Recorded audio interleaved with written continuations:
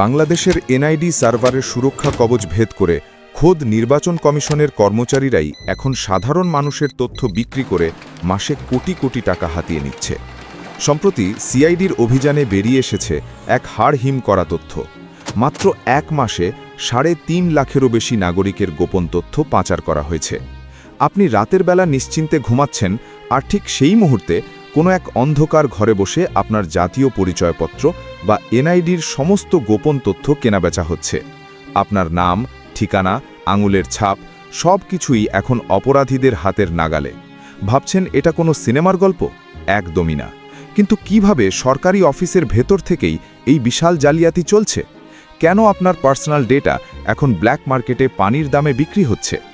আজ আমরা the reveal মাস্টারে উন্মোচন করব এনআইডি জালিয়াতির সেই গোপন অধ্যায়, যা আমাদের ডিজিটাল নিরাপত্তার ভিত্তিকেই নাড়িয়ে দিয়েছে।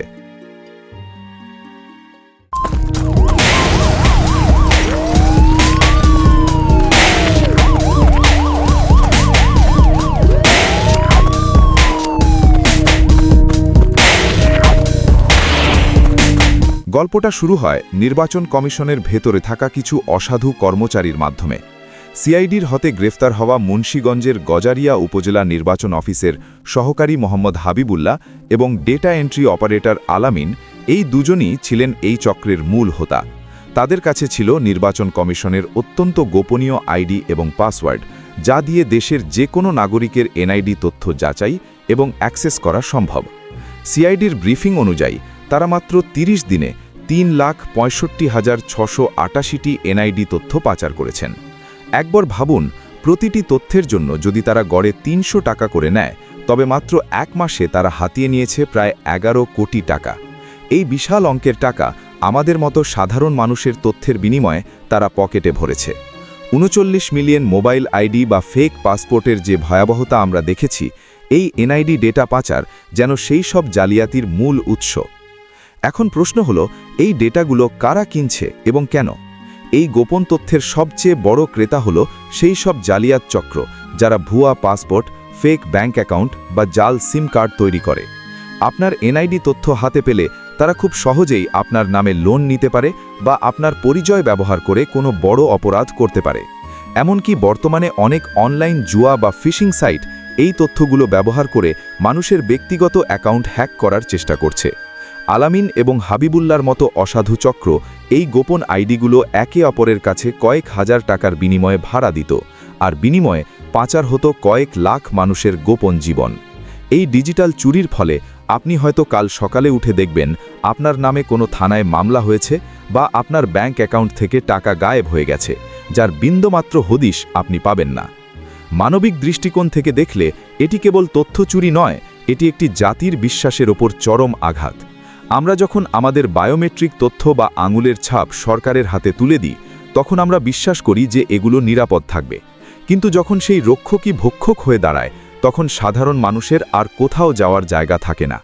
এমন অনেক ঘটনার খবর পাওয়া গেছে যেখানে একজন সাধারণ মানুষের এনআইডি তথ্য ব্যবহার করে ভুয়া লোন নেওয়া হয়েছে, আর ঋণের দায়ে নিঃস্ব হয়ে সেই মানুষটি আত্মহত্যার পথ বেছে নিয়েছেন। এই ডিজিটাল জালিয়াতি কেবল সংখ্যা নয়, এটি এক একটি পরিবারের কান্না আর ধ্বংসের কারণ। নির্বাচন কমিশনের সিস্টেমের এই ফাঁকফোকর দিয়ে অপরাধীরা যেভাবে ঢুকে পড়ছে, তাতে মনে হচ্ছে আমাদের কারও প্রাইভেসি আজ আর নিরাপদ নয়। তদন্তে আরও একটি ভয়ঙ্কর তথ্য বেরিয়ে এসেছে।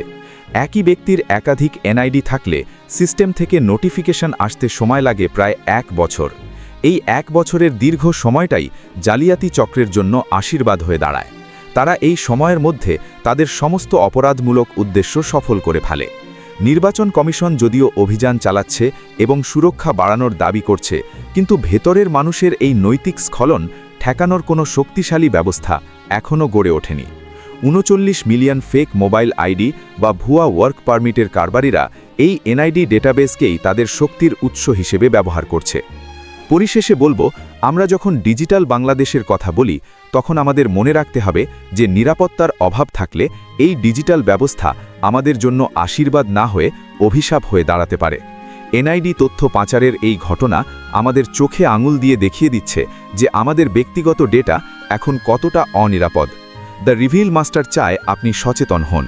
আপনার কোনো এনআইডি সংক্রান্ত কাজ থাকলে সরাসরি অফিসে গিয়ে করুন এবং থার্ড পার্টি বা দালালদের হাতে কোনো তথ্য দেবেন না। এছাড়া নিয়মিত আপনার ব্যাংক স্টেটমেন্ট বা মোবাইলের সিম স্ট্যাটাস চেক করুন। আপনার সচেতনতাই পারে এই বিশাল ডিজিটাল ডাকাতদের রুখে দিতে। আজকের এই ভিডিওটি শেয়ার করে আপনার প্রিয়জনদের সতর্ক করুন, যাতে তাদের গোপন তথ্য কোনো অসাধু চক্রের হাতে না পড়ে।